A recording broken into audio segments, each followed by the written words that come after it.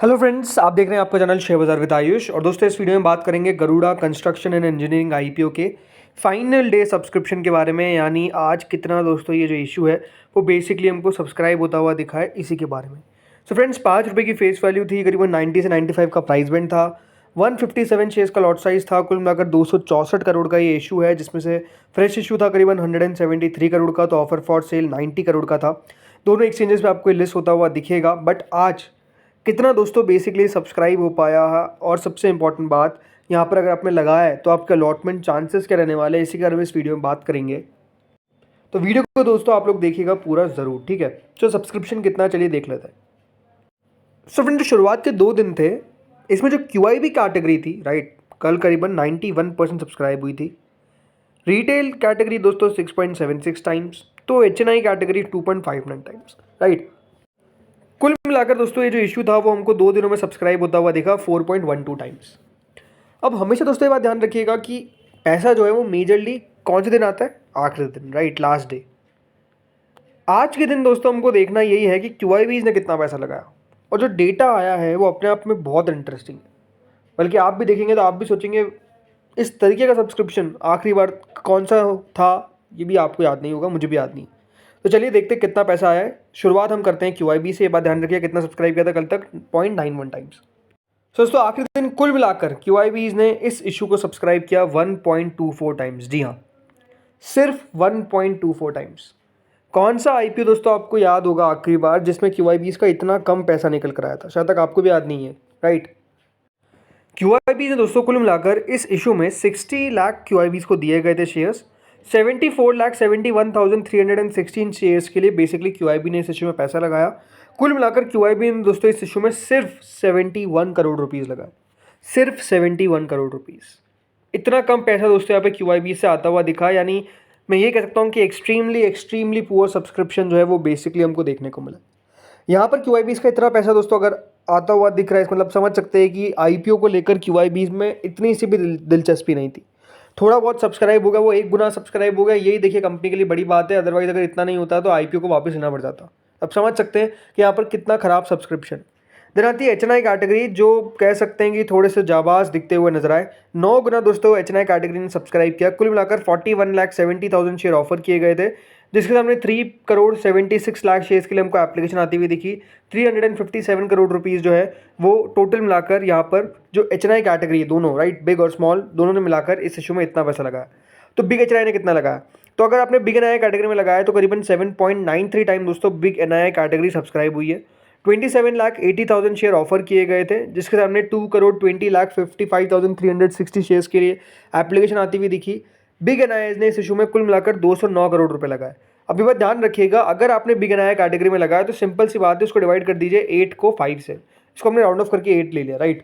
तो इसका मतलब क्या निकल कर आता है? इसका मतलब ये आता है कि दोस्तों ऑलमोस्ट यहाँ पर जिन लोगों ने भी इस IPO में लगाया बिग NII कैटेगरी के अंदर, ऑलमोस्ट आपके चांसेस है कि दोस्तों आपको अलॉटमेंट मिलता हुआ नजर आएगा। मतलब इस तरीके की पॉसिबिलिटी है कि हर 1.6 में से एक व्यक्ति को अलॉटमेंट जो है वो मिलता हुआ नजर आएगा, राइट। अब समझ सकते हैं कि यहाँ पे बिग NII कैटेगरी ने जिसने लगाया उसके चांसेस अलॉटमेंट आने के पूरे पूरे यहाँ पर नजर आते हैं। देन आती है दोस्तों स्मॉल NII कैटेगरी, जहाँ पर जरूर थोड़ा सा कंपटीशन है। 11.22 टाइम सब्सक्राइब हुआ है स्मॉल NII कैटेगरी। कुल मिलाकर 13,90,000 शेयर ऑफर किए गए, जिसके हमने 1,55,00,000 शेयर्स के लिए एप्लीकेशन आता हुआ दिखा। 148 करोड़ रुपए जो है वो स्मॉल NIIs ने इस इशू में लगाए। यानी अगर आपने स्मॉल NII कैटेगरी के अंदर अप्लाई किया है तो स्मॉल NII के अंदर हर 11 में से एक व्यक्ति को अलॉटमेंट आता हुआ दिखेगा, ये साफ है।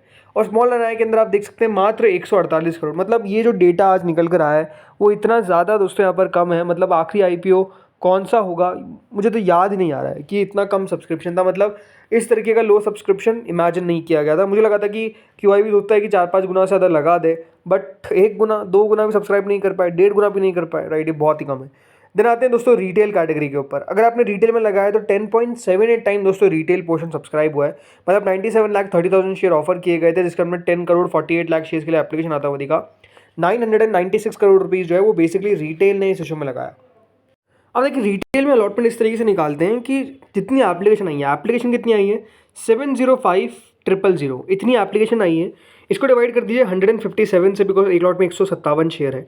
देन उसको दोस्तों डिवाइड करिएगा 97,30,000 से, तो जो वैल्यू आ रही है वो करीबन 11.37 आ रही है। इसका मतलब क्या है कि दोस्तों यहाँ पे जो रिटेल में सब्सक्रिप्शन दिख रहा है ये थोड़ा सा और बढ़ता हुआ दिख सकता है, और रिटेल के अंदर अलॉटमेंट आने के चांसेस हर 11.37 में से एक के नज़र आते हैं, अगर हम एप्लीकेशन को करीबन 7,05,000 माने। कहाँ पे एप्लीकेशन देख सकते हैं आपको बताता हूँ। टोटल एप्लीकेशन दिख रही है, ये टोटल एप्लीकेशन है।